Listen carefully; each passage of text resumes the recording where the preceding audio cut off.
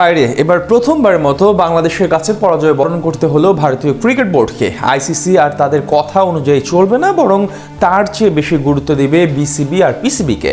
ভারত বাংলাদেশের সাথে যে মাস্টার গেম খেলতে চেয়েছে তাতে পুরোপুরি ব্যর্থ হয়েছে তারা। উল্টো লাভটা অধিক হলো টাইগারদের। বিসিসিআই এর এমন পরাজয় নিয়ে বাকিটা জানবো রিপোর্ট।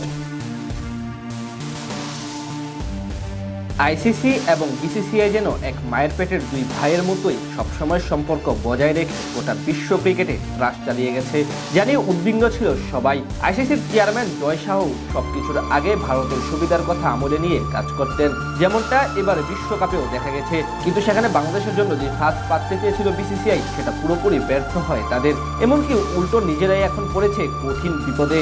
তার চেয়ে বড় কথা, প্রথমবার ক্রিকেটের কূটনীতিক বেড়াজালে পরাজয় বরণ করতে হলো ভারতীয় ক্রিকেট বোর্ডকে। এই পুরো নাটকীয়তার জন্ম হয় মুস্তাফিজুর রহমানের ইস্যু থেকে।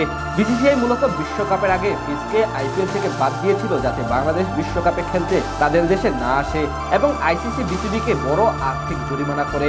এমনকি এই নিয়ে তারা সবসময় ভেবে এসেছে বাংলাদেশের মতো ছোট বোর্ড এর বিপক্ষে কিছুই করতে পারবে না এবং টাইগারদের ক্রিকেট ধ্বংসের মুখে পড়বে। কিন্তু এখন দেখা যাচ্ছে ভিন্ন চিত্র। ভারতীয়দের সেই কথা না মেনে উল্টো আইসিসি বাংলাদেশ ও পাকিস্তান ক্রিকেট বোর্ডের দ্বারস্থ হয় এবং নিজেদের ভুলের জন্য দুঃখ প্রকাশ করে। ভারতীয়রা ভেবেছিল আইসিসি টাইগারদের পরবর্তী আইসিসি ইভেন্টগুলোতেও খেলতে দিবে না, দ্বিপাক্ষিক সিরিজে বড় দলগুলোকে বাংলাদেশে আসতে দিবে না, এছাড়া বিসিবিকে আরো একাধিক শাস্তি দিবে। কিন্তু এখন দেখা যাচ্ছে ভিন্ন চিত্র। কোনো উপায় না পেয়ে এখন বাংলাদেশের করা আরো একাধিক দাবি মেনে নেয় ক্রিকেটের সর্বোচ্চ নিয়ন্ত্রণ সংস্থাটি। জরিমানার বদলে উল্টো 2028 যুব বিশ্বকাপ আয়োজনের অনুমোদন পেতে পারে বিসিবি। শুধু তাই না, বিশ্বকাপে না খেলার কারণে কোনো প্রকার অর্থনৈতিক ঝামেলায় পড়তে হবে না আমিনুল ইসলাম বুলবুল বোর্ডকে।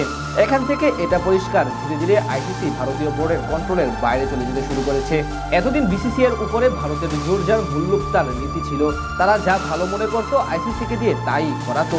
এমনকি বিশ্বকাপে বাংলাদেশ ও পাকিস্তানের সাথে নিজেদের কথা অনুযায়ী সবকিছু চাপিয়ে দেওয়ার সিদ্ধান্ত নিয়েছিল তারা। কিন্তু এখন দেখা যাচ্ছে ভিন্ন চিত্র।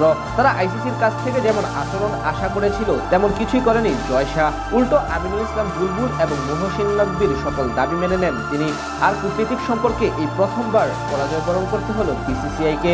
এখন থেকে অন্য দেশগুলোর উপর কিছু চাপিয়ে দিতে দুইবার ভাবতে হবে তাদের। চাইলেই বাংলাদেশ ও পাকিস্তানের সাথে মন ইচ্ছে মতো ব্যবহার করতে পারবে না তারা। এর আরো একটি প্রমাণ হলো গেল এশিয়া কাপে মহসিন নকবী চ্যাম্পিয়নদের ট্রফি ভারতীয় ক্রিকেট বোর্ডের হাতে না দিয়ে চলে যান। এরপর সেই শিরোপার জন্য বেশ কয়েকবার ধারে ধারে ঘুরতে হয়েছে বিসিসিআই কে।